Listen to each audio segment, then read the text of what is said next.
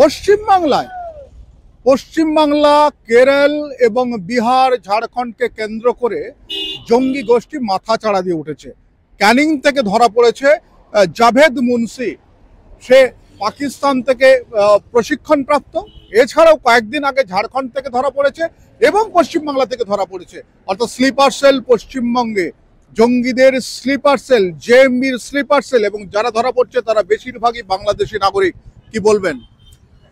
দেখুন, যাই আশেপাশের আরো যে আমাদের কান্ট্রিগুলো আছে যারা ভারতবর্ষকে সবসময় ডিস্টার্ব করতে চায়, তারা তো কোনো স্মুথ ওয়ে পাচ্ছিল না। কেন কাশ্মীরের দিকে চারিদিকে বর্ডার ব্লক হয়ে গেছে, আর্মি বহুত স্ট্রংলি আছে। যেখানে সফট রাস্তাগুলো খোলা আছে সেখান থেকে ওরা জঙ্গিদের পাঠিয়ে ভারতবর্ষকে ডিস্টার্ব করার একটা টেন্ডেন্সি আছে। এটার জন্য পশ্চিমবাংলার সরকারকে, কলকাতা পুলিশ, বেঙ্গল পুলিশকে একটু সতর্ক হতে হবে। আর বর্ডার এরিয়াতে যেখানে যেখানে যে অসুবিধাগুলো হয়ে আছে, পশ্চিমবাংলা সরকারকে, কেন্দ্রকে সহযোগিতা করা উচিত। যেখানে এখনো ফেন্সিং করা হয়নি, সেই ফেন্সিং এর জন্য যদি রাজ্য সরকার কেন্দ্র সরকারকে সহযোগিতা করে এই জিনিসগুলোকে আটকানো যায়। এর জন্য কিন্তু আমাদের রাজ্য সরকার অনেকটাই দায়ী। দেখো, স্লিপার সেল বলা হচ্ছে, বিষয়টা হচ্ছে ঘুমন্ত ভাবে তারা একটা কাজ চালিয়ে আছে, জঙ্গি প্রশিক্ষণ চালাচ্ছে। তারা মূলত তাদেরকেই তারা বিশেষ করে প্রশিক্ষিত করছে যারা হচ্ছে বেকার ছেলে। দেখো, যখন বেকারত্ব থাকে সেটা কিন্তু কোনো রাজ্যের দায় নয়, শুধু সেটা কিন্তু দেশের দায়, কেন্দ্রীয় সরকারের দায়। এটা কি মানতে হবে তোমাকে? এটা থেকে প্রতিবাদ করবে যে আর্থিক দৈন্যতার জন্য বেকার ছেলে, অর্থহীন মানুষেরা তারা জঙ্গি প্রশিক্ষণ নিচ্ছে। জঙ্গিদের যে সংস্থাগুলো আছে, জঙ্গিরা যেই ধরনের এইগুলো চালায়, তারা তো টার্গেটই করে কোথায় বেকার যুবক আছে, কার ব্রেন ওয়াশ করা যেতে পারে, তাদেরকেই টার্গেট করে এই জিনিসগুলো করে। আর স্লিপার সেলগুলো যে তৈরি হয়েছে, সেই স্লিপার সেলের ভোটার কার্ড বানানো, আধার কার্ড বানানো, এখানে সহযোগিতাটা কে করছে? রাজ্য সরকারের কিছু দালালরা বসে ওইখানে সহযোগিতা করে ওদেরকে জায়গাটা বানিয়ে দিচ্ছে। তার জন্য রাজ্য সরকারকে অ্যালার্ট হওয়া উচিত। আগামী দিনে কিন্তু বহুত বাজে জায়গা আসতে চলেছে। তার মধ্যে ফিরাদ হাকিম যে ধরনের কথাগুলো বলছেন, তো উনি একবারও ঘুরে তাকাচ্ছেন না যে ওনাদেরই লোক ওদের ভোটার কার্ডের মধ্যে নাম তুলে দিচ্ছে। আধার কার্ড করার জন্য কাউন্সিলর, এইটাকে বলেছেন, ঠিক বলেছেন যে পাওয়া গেছে দুজন জঙ্গির নাম পাওয়া গেছে এদেশের ভোটার লিস্টে। মানে সব থেকে ভয়ঙ্কর যে আরো কত রয়েছে, তারা আমাদের দেশের নাগরিক। ভোটার লিস্টে নাম তোলার জন্য সব থেকে জরুরি জিনিস যেটা লাগে, লোকাল কাউন্সিলর হোক অথবা গ্রাম পঞ্চায়েতের যে প্রধান হচ্ছে, বিডিও অফিসার হচ্ছে, তাদের থেকে তো একটা রেসিডেন্সিয়াল সার্টিফিকেট লাগে। সেই সার্টিফিকেট তো এখানকার প্রশাসনের লোকরাই টাকা খেয়ে করছে। ওরা টাকাটাকে গুরুত্ব দিচ্ছে যে আগামী দিনে যেই জায়গাটা এসে, ডেঞ্জারটা এসে পশ্চিমবাংলায় দাঁড়াচ্ছে, সেই জিনিসটা নিয়ে কিন্তু ওরা ভাবছে না। ওরা জালি ভোটার কার্ড এখানে এন্ট্রি করার জন্য রেসিডেন্সিয়াল সার্টিফিকেট তৈরি করে দিচ্ছে, আধার তৈরি করে দিচ্ছে।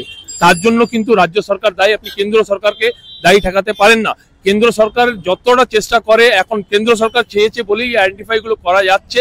এখন পাসপোর্ট অফিসের মধ্যেও যেখানে ঘুণ ধরে আছে, যেখানে বাইরে থেকে কিছু কারাপ্টেড অফিসার ঢুকে গেছে, তাদেরকে আইডেন্টিফাই করে কিন্তু কেন্দ্র সরকার অলরেডি কাজ করা শুরু করে। অলরেডি একটা জানা গেছে, কয়েকদিন আগে একটা খবর হয়েছে, সেখানে বলা হয়েছে, খবরটা উদ্ধৃত করা হয়েছে যে আমাদের পশ্চিমবাংলায় যে আধার অফিস রয়েছে, সেই আধার অফিসে সেখানে কিন্তু এরকম জাল আধার, অর্থাৎ জাল ডকুমেন্ট দিয়ে আধার পাইয়ে দেওয়ার একটা চক্র রয়েছে। সেই চক্রগুলো চালাচ্ছে তো এখানকার লোকাল গভর্নমেন্টেরই কিছু নেতারা, কিছু অফিসাররা, যারা অলরেডি কারাপ্টেড, অলরেডি জায়গাটাকে ক্ষতিকারক জায়গায় নিয়ে চলে যাচ্ছে। তারা সামান্য একটা টাকার লোভের জন্য রাজ্যটাকে আর দেশকে সমস্যার মধ্যে ফেলে দিচ্ছে।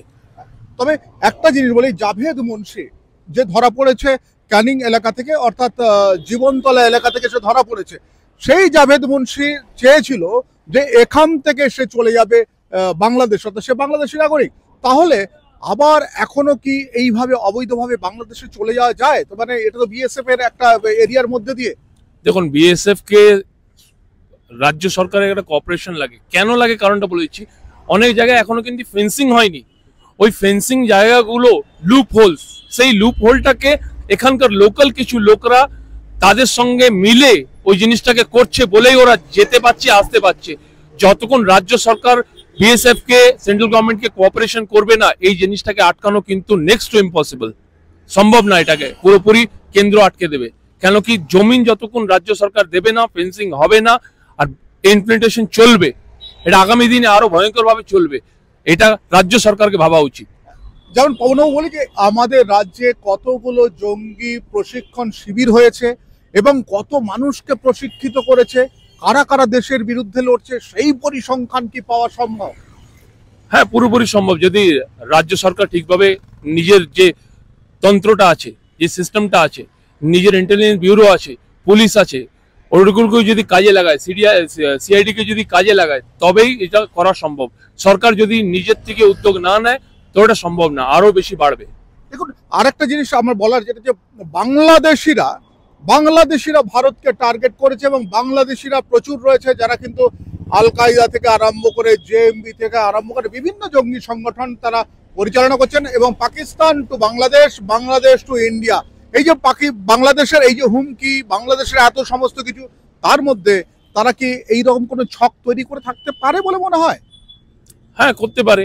আর বাংলাদেশে যাদের আপনি বলছেন জঙ্গি আসছে, আমি মনে করি বাংলাদেশের আম নাগরিক কিন্তু জঙ্গি না, পাকিস্তান থেকে ইম্পোর্ট করা জঙ্গি। অন্য অন্য যে দেশগুলো আছে, যারা মুসলিম কান্ট্রিজ আছে, সেখান থেকে বাংলাদেশের মধ্যে ভিতরে ঢোকানো হয়েছে, ঢুকিয়ে বাংলাদেশটাকে ডিস্টার্ব করা হয়েছে। বাংলাদেশ কিন্তু ডিস্টার্ব হওয়ার মতন পজিশনে ছিল না, ঠিকঠাকই ছিল।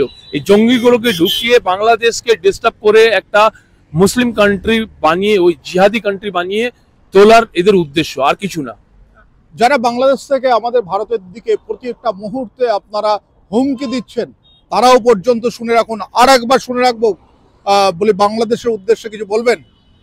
বাংলাদেশকে একটাই কথা বলবো, ওখানকার নাগরিকদের, ওখানকার বাসিন্দা বাংলাদেশি যারা আছেন, তাদেরকে নিজে সচেত হতে হবে যে বাইরের থেকে একটা শক্তি এসে আপনার দেশকে যে লেভেলে ডিস্টার্বেন্স করে দিয়েছে, জিহাদিরা আপনাদের ওখানে ঢুকে গেছে, সেই জিহাদিদেরকে ধরে আপনাদের তাড়াতে হবে। না হলে বাংলাদেশের অবস্থা কিন্তু পাকিস্তান আর সিরিয়ার থেকেও বাজে অবস্থায় চলে যাবে, আফগানিস্তানের মতন অবস্থা হয়ে যাবে। এই জিনিসটা কিন্তু চিন্তা ভাবনা আপনাদের করতে হবে। আপনার দেশ, আপনার মাটি, ভারতবর্ষ ওটাকে ফ্রিডম দিয়েছিল, আপনাদের সহযোগিতা করেছিল, এবার আপনার দেশের মাটিটা কিন্তু আপনাকে নিজে বাঁচাতে হবে। ঠিক, বাংলাদেশি নাগরিকের যারা ধরা পড়ছেন এখানে জঙ্গি হিসাবে ধরা পড়ছেন, আমাদের পুলিশ, আমাদের এসটিএফ কিন্তু খুব সক্রিয়।